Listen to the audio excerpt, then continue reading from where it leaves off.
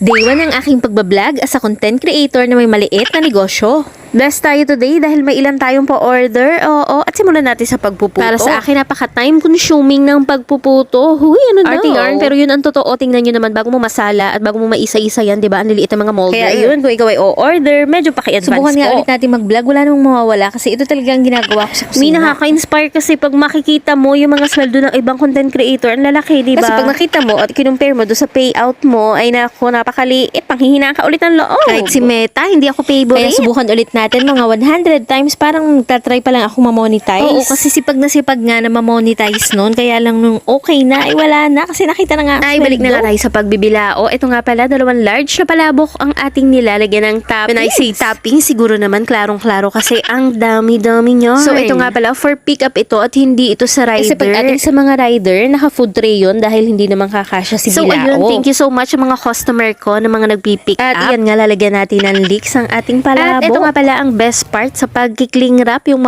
mapapangibit ka sa pagbuhat ng iyong bilao. Yes, dahil ang bigat-bigat niyan at ayaw mo nang abalahin yung kasama mo sa trabaho, yung kakambal. Kaya naman happy ako pag mga walang pasok dahil syempre may makakatulong ako dito sa bahay. Halos magganda pilipit na nga ako dito sa pagkikling wrap at yan matatapos na natin si large At bilao. grabe naman talaga yung mga manok na yan. Kasabay ko naman talaga sa voice over. Kung yung iba kailangan ng background na ganyan, ako hindi na. O, matik na ayan, kasali sila sa voice over. Paano kasing hindi? Sa kabunduhan ako nakatira. At ayan na nga, finish na rin ang ating Shanghai kaya ikikling wrap natin. Madali lang yan kasi maliit naman yun lang.